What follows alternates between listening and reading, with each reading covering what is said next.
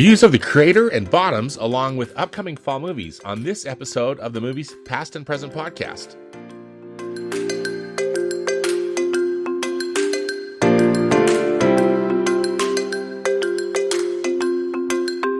Hello and welcome to the Movies Past and Present podcast. It's October 4th, 2023, and this is episode 113. I'm your host, Stanford Clark, and I'm podcasting from the crossroads of the West in beautiful Salt Lake City, Utah. Just on my website, moviespastandpresent.com, I'll be providing recommendations, commentary, and reviews about current and classic cinema. Thanks for tuning in, and let's do this thing.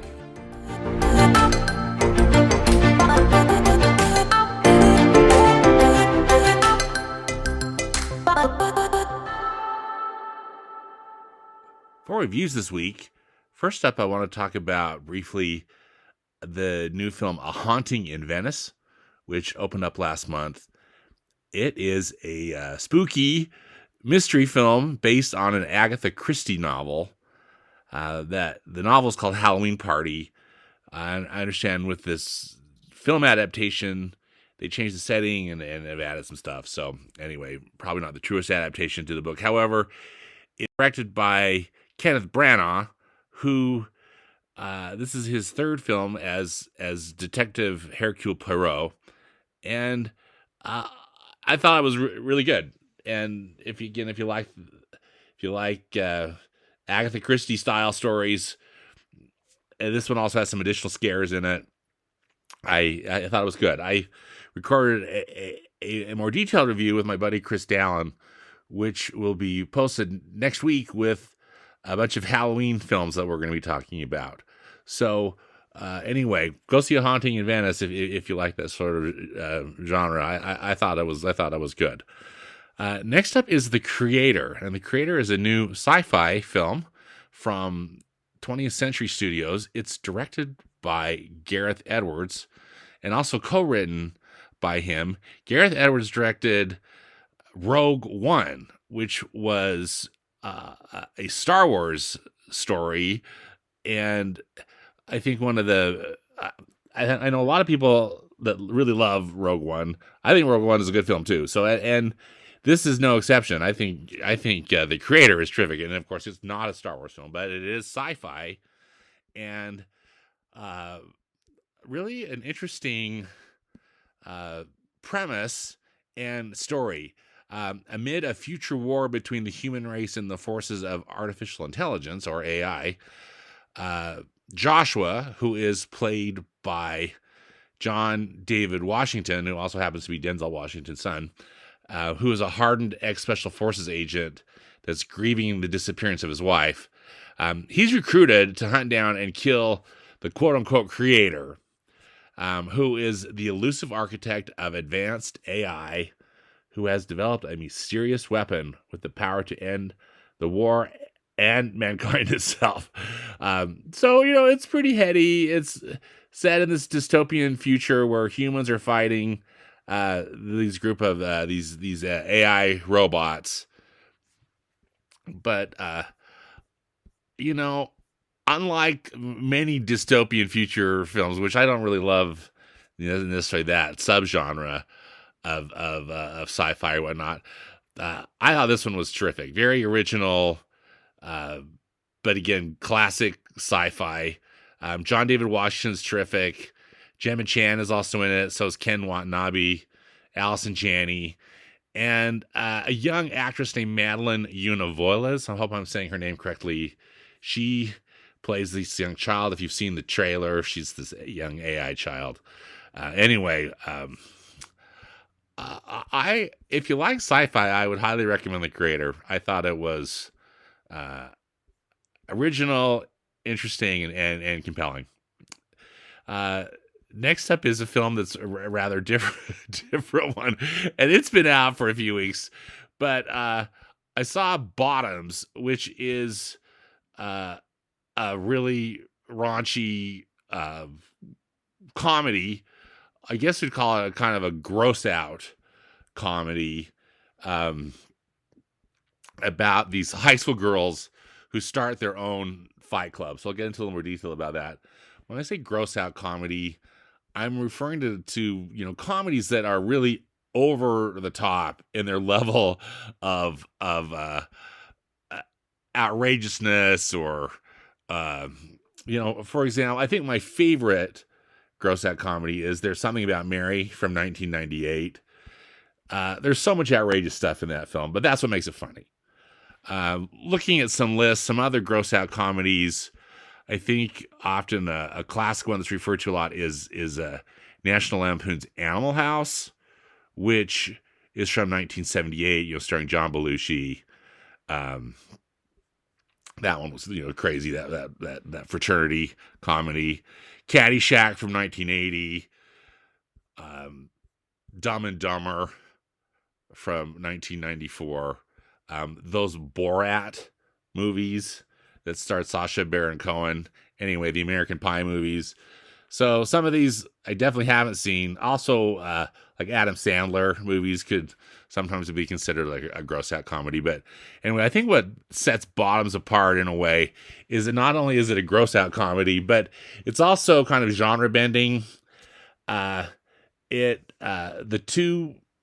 It's directed by Emma Seligman, and she co-wrote it with Rachel Sennott, who's one of the stars. Rachel Sennott and Ayo Edebiri. I hope I'm saying their names correctly, as always.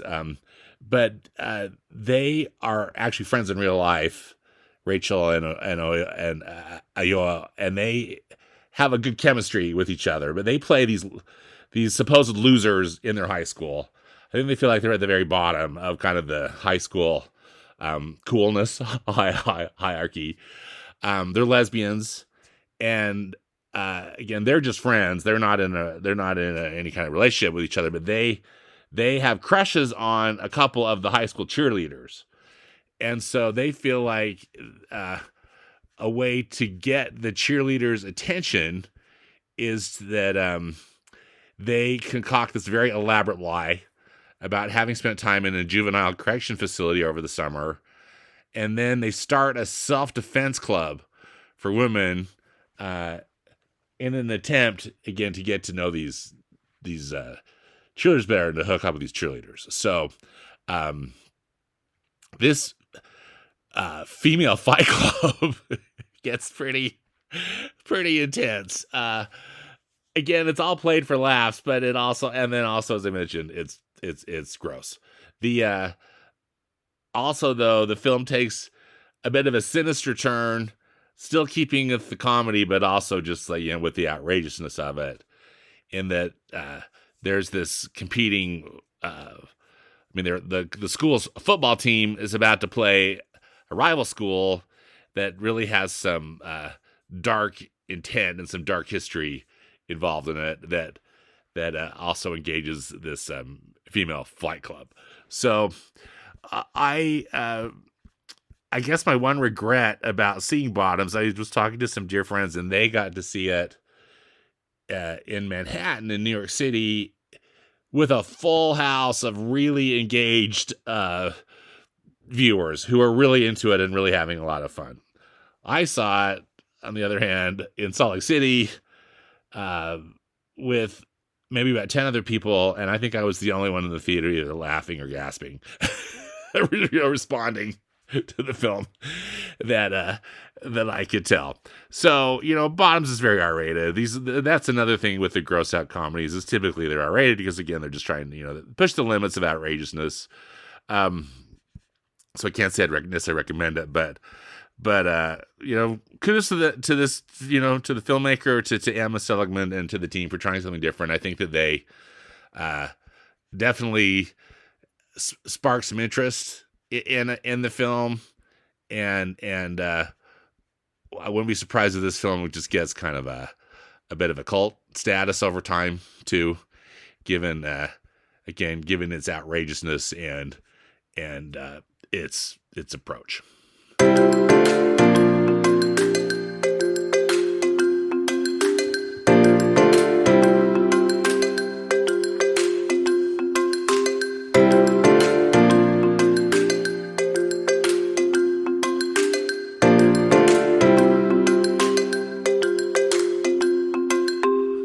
For Classic Cinema Corner, 3 films to be able to see on the big screen and that I think are all great films and would highly recommend them again if you were into that sort of thing.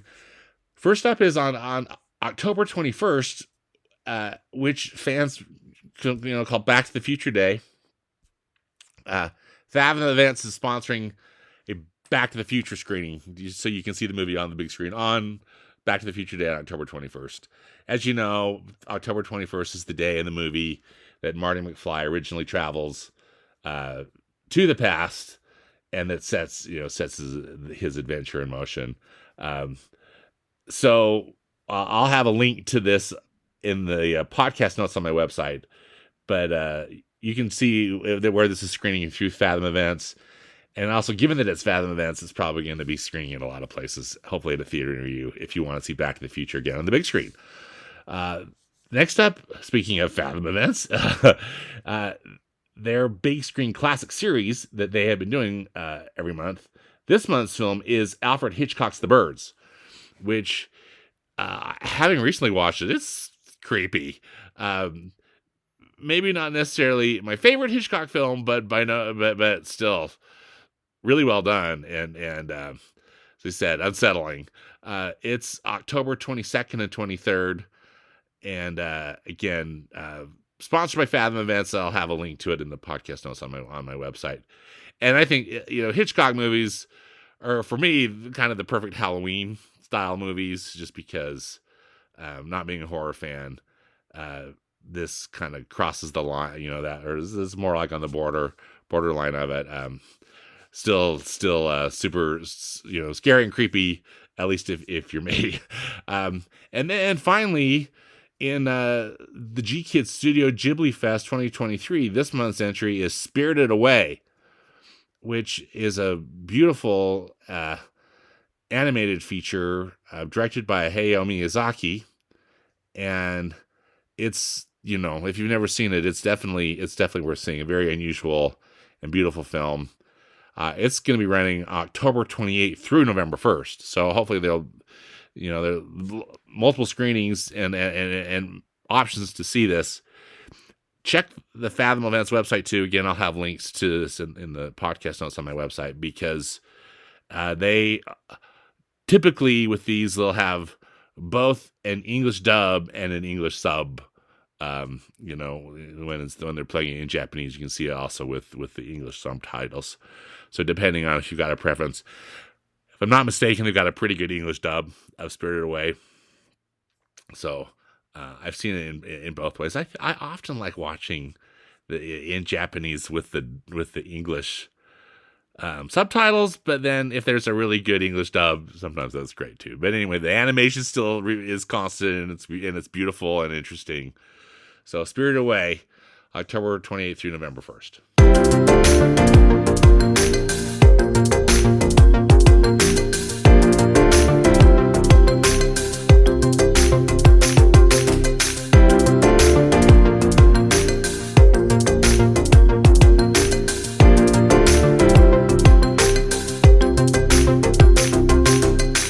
Well, fall movie season is upon us, and I just wanted to go over some movies that I am interested in seeing, and hopefully might give you some ideas of things that you might want to add to your calendar too of upcoming films. So we've got two concert films that I think are going to be huge box office hits. First up is Taylor Swift, the Eras Tour, which is opening in theaters October 13th.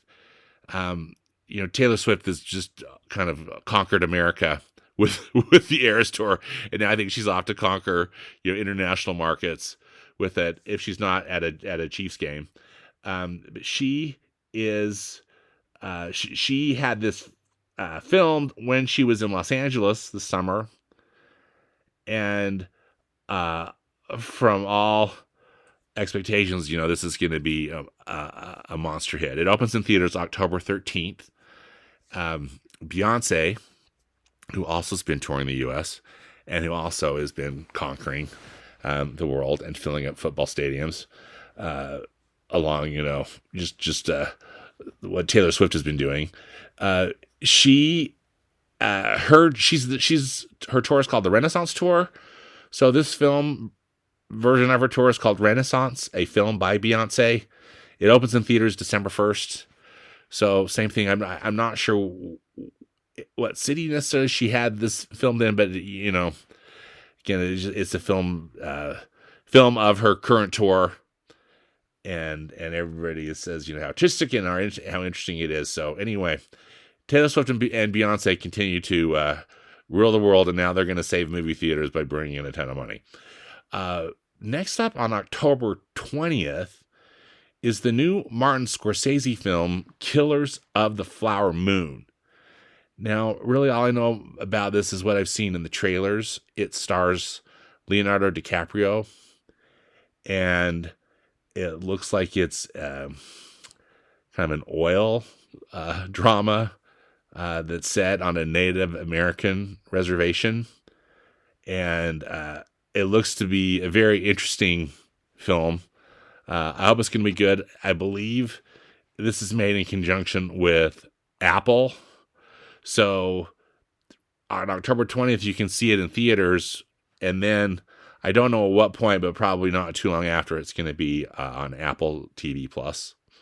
So that's Killers of the Flower Moon, which looks to be like a pretty compelling drama. Then on November 3rd, the new biopic Priscilla opens.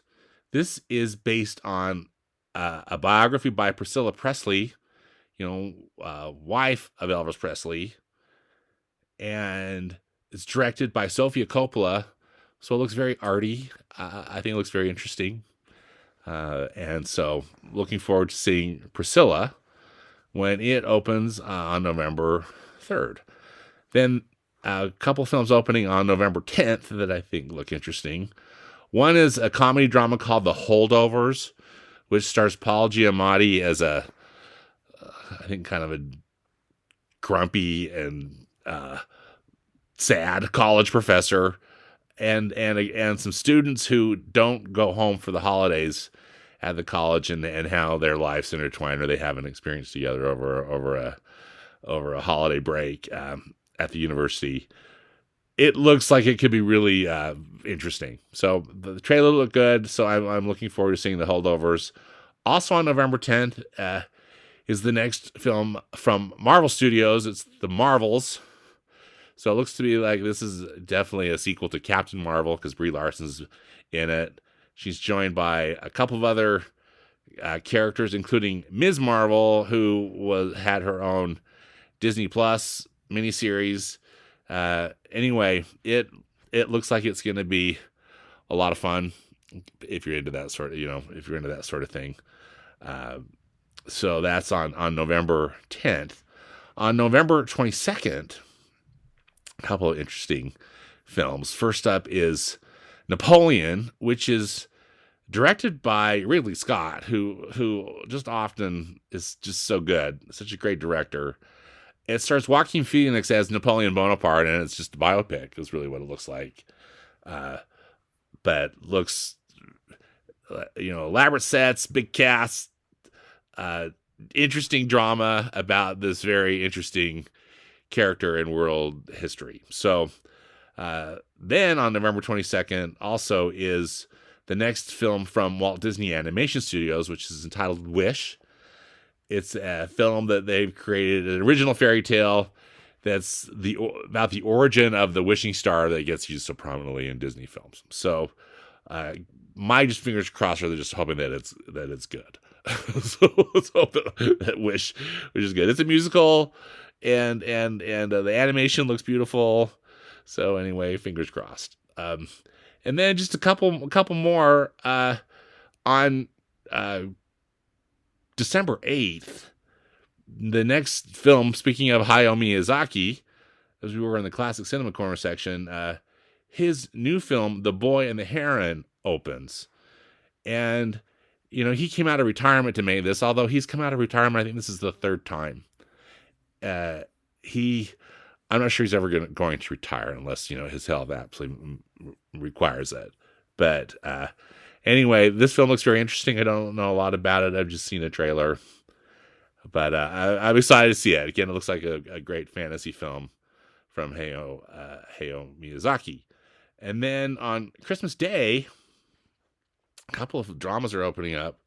First is The Boys in the Boat, which is based on the beloved book by Daniel James Brown about the rowing team from the University of Washington who ended up competing as Team USA in the 1936 Berlin Olympics. So George Clooney has directed this, and it looks very promising. The other film that's scheduled to open is Ferrari, which is by director Michael Mann. That stars Adam Driver as Enzo Ferrari. So it's a biopic about Enzo Ferrari, as in the maker of Ferrari racing cars and automobiles. So I'm super excited about that too. So anyway, some fall movies that are definitely on my calendar. And of course, I'll be talking about these and reviewing them as we go on in future episodes. But I'll be anxious to hear what movies that you see and are interested in seeing yourself.